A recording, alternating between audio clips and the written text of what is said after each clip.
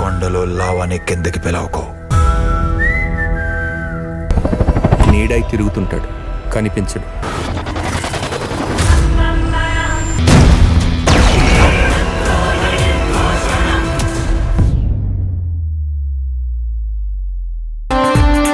ఏంటి విజయ్ డార్లింగ్, అన్నిసార్లు కాల్ చేసావు? నేను ఎంత టెన్షన్ పడ్డానో తెలుసా? అరే నేను వస్తాను కదా, కాసేపు వెయిట్ చేయలేవా? ముందు నోరు మూసుకో. ఇలా చెప్పే కదా నా జీవితాన్ని నాశనం చేశావు. అంటే నేను కొంచెం బిజీగా ఉన్నాను. జగ్గు, ఇన్నాళ్లుగా నువ్వు బిజీగానే ఉన్నావు. ఇన్ని సంవత్సరాలు నేను నీ కోసం వెయిట్ చేశాను. నా జీవితం, నా యవ్వనం అన్నీ వృధా అయిపోయాయి. నేను మోడుబారిన చెట్టులా బ్రతుకుతున్నాను. బిజ్జు డార్లింగ్, నేను మాల్తి దగ్గరున్నాను, నువ్వు అదే పనిగా కాల్ చేస్తున్నావు. నా బాధ కూడా అదే జగ్గు, నువ్వు ఆ మాలతి దగ్గరే ఉండిపోతావేమోనని. అరే విజయ్ డార్లింగ్, ప్లీజ్ ప్లీజ్, ఈ డీల్ సక్సెస్ అయ్యి ఉంటే ఈ పాటికి మనం విదేశాలకు వెళ్ళిపోయేవాళ్ళం. ఆ డీల్ అవ్వలేదు కదా, ఇప్పుడేంటి? చెప్పు జగ్గు, ఇప్పుడేంటి? నా గదేంటి? నేను చచ్చేదాకా త్యాగమూర్తిలా ఉండిపోవాలా? చూడు జగ్గు, నన్ను నువ్వు మోసం చేయాలని చూస్తే నిన్ను కూడా నేను ఇందులో ఇరికిస్తాను. అమ్మాజీ నన్ను బ్లాక్మెయిల్ చేయడానికి సిద్ధమైందంటే ఇక ఆలోచించాల్సిందే. ఏం ఆలోచిస్తున్నావు? ఏమీ లేదు విజయ్ డార్లింగ్, దీనికి పరిష్కారం ఏంటా అని ఆలోచిస్తున్నాను. ఆ రోజా బతికుండగా నువ్వేం చేయలేవు జగ్గు. అంటే ఏం చేయాలంటావు? రోజాని చంపేయాలి.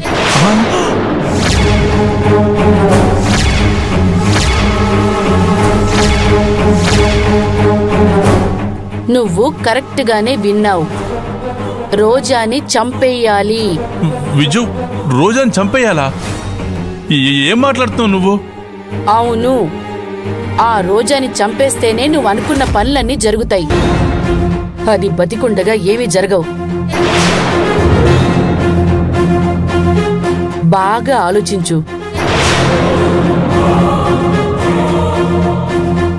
విజయ్ డార్లింగ్, బాగా చెప్పావు, నువ్వు చెప్పింది కరెక్టే. నాకిప్పుడే బలి వెలిగింది. అప్పుడే ఆ మాలతిని, నిత్యాని నువ్వు మోసం చేయగలవు. మాలతిని నిత్యాను కాదు, ముందు నిన్ను మోసం చేయాలి. నా రహస్యాలన్నీ చెప్తానని నన్ను బెదిరిస్తున్నావంటే ముందు ముందు నీతో డేంజరే నాకు. ఏం ఆలోచిస్తున్నావు? విజయ్ డార్లింగ్, ఏమీ లేదు, నువ్వు నన్ను నమ్ము. ఈసారి నువ్వు చెప్పినట్టే చేస్తాను. ఆ రోజాని ఖచ్చితంగా చంపేస్తాను. నిజంగానా జగ్గు? ఆ రోజాని చంపేస్తావా? అరే నీకోసం నేను ఏదైనా చేస్తాను విజయ్ డార్లింగ్. నిజమా? I love you baby, love you. అరే నన్ను నమ్ము, నన్ను లవ్ చేయి. నేను ప్లాన్ చేసి ఆ రోజాని పైకి పంపించేస్తాను. Love you Jaggu. I love you too. నువ్వు నాకు పనికిరాని చెత్తవే అమ్మాజీ. నిన్ను ఎలాగోలా వదిలించుకుంటాను, నీ అకౌంట్ సెటిల్ చేస్తాను. విజు విజు విజు విజు, నాకు అర్జెంట్ పనుంది, నేనే నీకు కాల్ చేస్తాను. వస్తాను, బై బై బై బై. ఇదిగో జగ్గు, జగ్గు జగ్. ఈ యదవ ఎప్పుడు ఇంతే, చెప్తాను వీడి సంగతి. యమునా, బాగున్నావా? నీకేం కాలేదు కదా? ఎక్కడికి వెళ్ళావు? ఇన్ని రోజులు ఏమైంది? ఏం జరిగింది? నాకేం జరిగిందో వదిలేండి బాలుగారు. అసలు ఇక్కడేం జరుగుతుందో అది చెప్పండి ముందు. మీరు చేస్తున్నదేంటి? మీరు ఇలా చేస్తారని నేను అస్సలు ఊహించలేదు. ఎంతలా ఎలా మారిపోయారు బాలుగారు? అసలు దానికి అన్యాయం ఎలా చేయాలనిపించింది? మనం చూసేదంతా నిజం కాదు యమునా. ఒక్కసారి చూసేది నిజం కాకపోవచ్చు, రెండోసారి చూసేది నిజం కాకపోవచ్చు. ప్రతిసారి మన కళ్ళు మనల్ని మోసం చేస్తాయా? మోసం చేసేది మనుషులు బాలుగారు.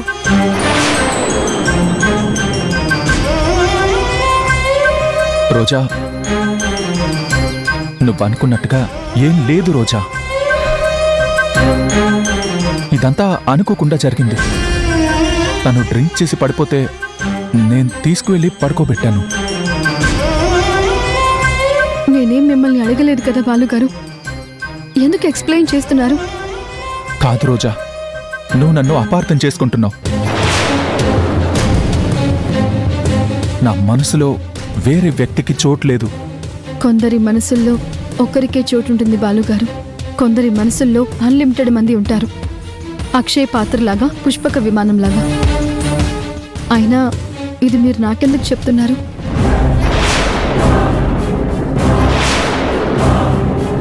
ఎవరి జీవితం వారిది, ఎవరి కష్టాలు వారివి.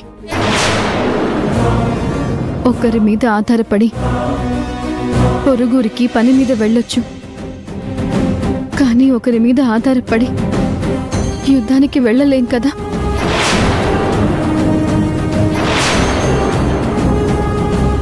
బాలుగారు, ఎవరి జీవితం వారిది, ఎవరి యుద్ధం వారిది, ఎవరి చావు వారిది, ఎవరి బతుకు వారిది, ఎవరి ఆశయం వారిది. కాదు రోజా, నేను నీకు ఇప్పుడు ఏం చెప్పలేను. కానీ నువ్వు అనుకున్నట్టు మా ఇద్దరి మధ్య ఏం జరగలేదు.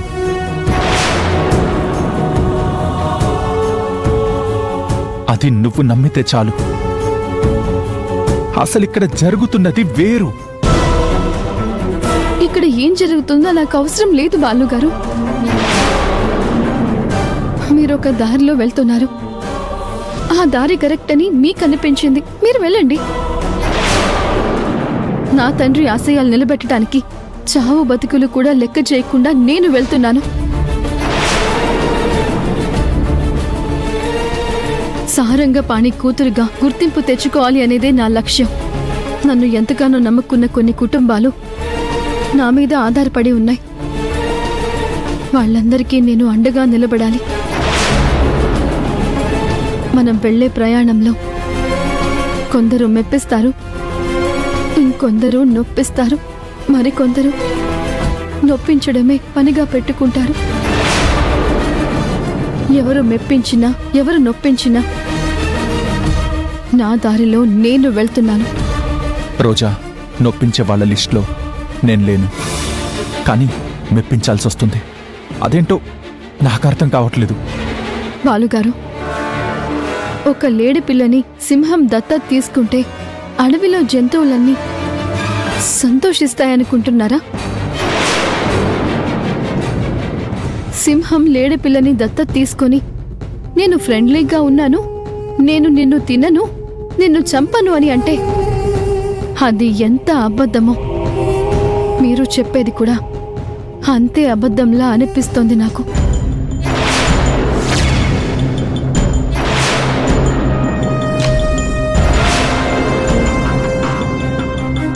నువ్వెన్ని చెప్పినా నేను వెళ్లే దారి నాకు తెలుసు. అది ఎవరి కోసం చేస్తున్నానో నువ్వు అర్థం చేసుకుంటే చాలు.